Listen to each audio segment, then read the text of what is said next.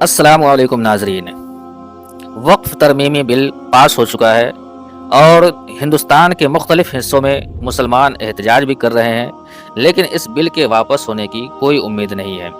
آج ہم بات کریں گے وقف کے بارے میں۔ اس کا مطلب کیا ہے، یہ کب شروع ہوا، وقف بورڈ کیا ہے، اس کی آمدنی، بدعنوانی اور مودی حکومت کی ترمیم تک۔ ہم ہر سوال کو آسان انداز میں سمجھیں گے اور آخر میں دیکھیں گے کہ کیا واقعی وقف بورڈ پر یہ اللہ کا عذاب ہے۔ تو چلیں شروع کرتے ہیں۔ سوال نمبر 1، وقف کا مطلب کیا ہے اور یہ کب سے شروع ہوا؟ سب سے پہلے وقف کس نے کیا؟ تو ناظرین، اس کا جواب ہے کہ وقف کا مطلب ہے کوئی چیز جیسے زمین، عمارت یا پیسہ اللہ کی راہ میں روک دیا جائے، یعنی اسے بیچا یا وراثت میں نہیں دیا جا سکتا۔ اس کا نفع غریبوں، مسجدوں یا فلاحی کاموں کے لیے استعمال ہوتا ہے۔ یہ اسلام سے بھی پہلے موجود تھا، لیکن اسلام میں اسے باقاعدہ شکل نبی کریم صلی اللہ علیہ وسلم کے زمانے میں ملی۔ سب سے پہلے وقف رسول اللہ صلی اللہ علیہ وسلم نے کیا جب آپ نے مسافروں کے لیے ایک زمین وقف کی۔ پھر حضرت عمر رضی اللہ تعالی عنہ نے خیبر کی زمین کو وقف کیا اور کہا کہ اس کی پیداوار صدقے میں دی جائے گی۔ تو یہ سنت نبوی سے چلی آ رہی ہے۔ دوسرا سوال ہے کہ وقف کی زمین کی حفاظت مغلیہ سلطنت سے پہلے کون کرتا تھا؟ مغلوں کے زمانے میں کون اور انگریزوں کے دور میں کون کرتا تھا؟ تو ناظرین، اس کا جواب ہے کہ مغلیہ سلطنت سے پہلے یعنی صدیوں تک وقف کی زمین کی حفاظت مقامی مسلمان کمیونٹی یا وقف کرنے والے کے خاندان کے ہاتھ میں ہوتی تھی۔ کوئی باقاعدہ نظام نہیں تھا، بس لوگ اپنے طور پر اسے سنبھالتے تھے۔ مغلوں کے زمانے میں وقف کی زمینوں کو شاہی نظام کے تحت دیکھا جاتا تھا۔ قاضی یا مقامی حاکم اس کی نگرانی کرتے تھے اور کبھی کبھار دربار سے تنخواہ دار متولی لگائے جاتے تھے۔ انگریزوں کے دور میں حالات بدل گئے۔ انہوں نے 19ویں صدی میں وقف کو منظم کرنے کی کوشش کی، لیکن ان کا مقصد کنٹرول کرنا تھا۔ 1923 عیسوی میں مسلمان وقف ایکٹ لایا گیا، جس کے تحت وقف کی زمینوں کی حفاظت کی ذمہ داری مقامی بورڈ یا کمیونٹی کو دی گئی، لیکن انگریز افسر اس پر نظر رکھتے تھے۔ سوال نمبر 3، وقف بورڈ کیا ہے، اس کا قیام کب ہوا، ضرورت کیوں پڑی، ممبران کون ہوتے ہیں اور یہ کام کیسے کرتا ہے؟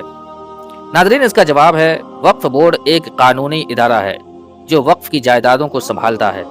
بھارت میں اس کا باقاعدہ قیام 1954 عیسوی کے وقف ایکٹ سے ہوا، لیکن اس کی شروعات انگریزوں کے دور میں 1913 میں ہوئی تھی۔ 1995 میں نیا وقف ایکٹ آیا جو آج تک چل رہا ہے۔ اس کی ضرورت کیوں پڑی؟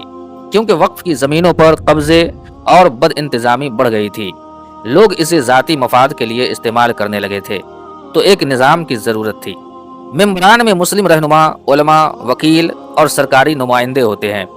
ہر ریاست کا اپنا بورڈ ہوتا ہے اور مرکزی وقف کونسل ان سب کو دیکھتی ہے۔ کام کیسے کرتا ہے؟ یہ وقف کی زمینوں کو رجسٹر کرتا ہے، ان سے کرایہ یا نفع لیتا ہے اور اسے مسجد، مدرسے یا غریبوں کی بھلائی پر خرچ کرتا ہے، یا کم از کم یہی اس کا مقصد ہے۔ سوال نمبر 4، وقف بورڈ کی سالانہ آمدنی کتنی ہے؟ کتنی ہونی چاہیے؟ کم ہے تو کم کیوں ہے؟ اس کا جواب ہے کہ بھارت میں وقف بورڈ کے پاس لاکھوں ایکڑ زمین ہے، جس کی قیمت اربوں روپے ہے۔ سرکاری اعداد و شمار کے مطابق اس کی سالانہ آمدنی تقریباً 200 سے 300 کروڑ روپے ہے، لیکن ماہرین کہتے ہیں کہ اگر ایمانداری سے کام ہو تو یہ 12 سے 15 ہزار کروڑ روپے سالانہ ہو سکتی ہے۔ اتنی کم آمدنی کیوں ہے؟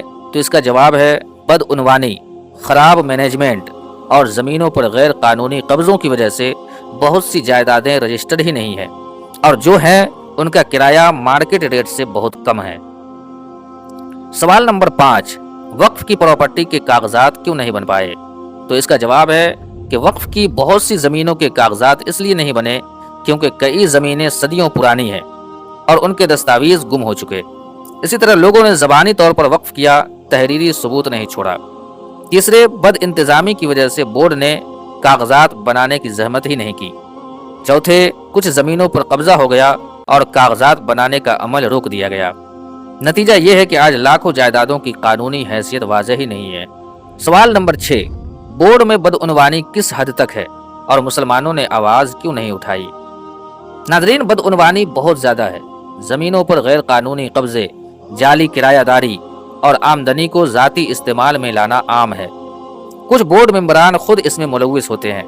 مثلا ممبئی میں یتیم خانے کی زمین پر بڑی عمارت بن گئی اور دہلی میں قبرستان کی جگہ پارک بن گیا۔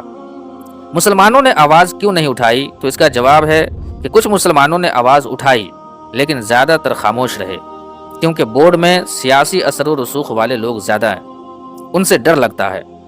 عام مسلمانوں کو معلومات نہیں کہ ان کے حقوق کیا ہیں، اور کچھ نے سوچا کہ بورڈ ان کا اپنا ہے، اسے بدنام نہیں کرنا چاہیے۔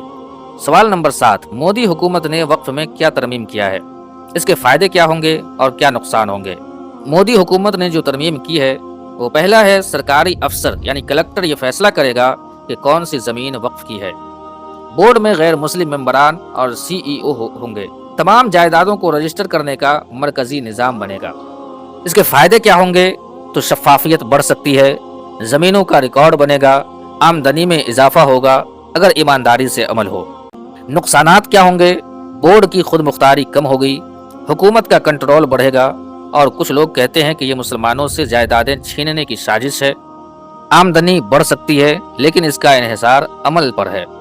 سوال نمبر 8، وقف بورڈ کی کس غلطی سے حکومت کو دخل اندازی کا موقع ملا؟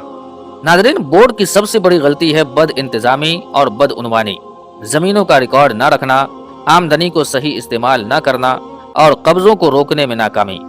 ان سب نے حکومت کو یہ کہنے کا موقع دیا کہ ہم اصلاح کریں گے۔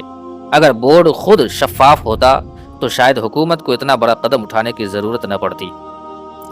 سوال نمبر 9، وقف کی پراپرٹی سے غریب مسلمانوں کا اب تک کتنا فائدہ ہوا؟ ناظرین، سچ یہ ہے کہ بہت ہی کم فائدہ ہوا۔ وقف کا مقصد غریبوں کی بھلائی تھا، لیکن زیادہ تر آمدنی یا تو برباد ہو جاتی ہے یا چند لوگوں کی جیب میں چلی جاتی ہے۔ کچھ مسجدیں، مدرسے اور یتیم خانوں کو فائدہ ہوا، لیکن لاکھوں غریب مسلمان اب بھی محروم ہیں۔ کوئی ٹھوس اعداد و شمار نہیں، لیکن ماہرین کہتے ہیں کہ 90% سے زیادہ صلاحیت ضائع ہو رہی ہے۔ اب یہاں آخری سوال ہے کہ کیا یہ وقف بورڈ پر اللہ کا عذاب ہے؟ تو ناظرین، یقیناً یہ اللہ کا عذاب ہے، کیونکہ اللہ تبارک و تعالیٰ نے ارشاد فرمایا کہ تم پر جو مصیبت پہنچتی ہے وہ اس وجہ سے ہے جو تمہارے ہاتھوں نے کمایا۔ آج جو ہندوستان کے مسلمانوں پر مصیبت پہنچی ہے وقف ترمیمی بل کی شکل میں، وہ ہمارے ہاتھوں کی کمائی کی وجہ سے ہی ہے۔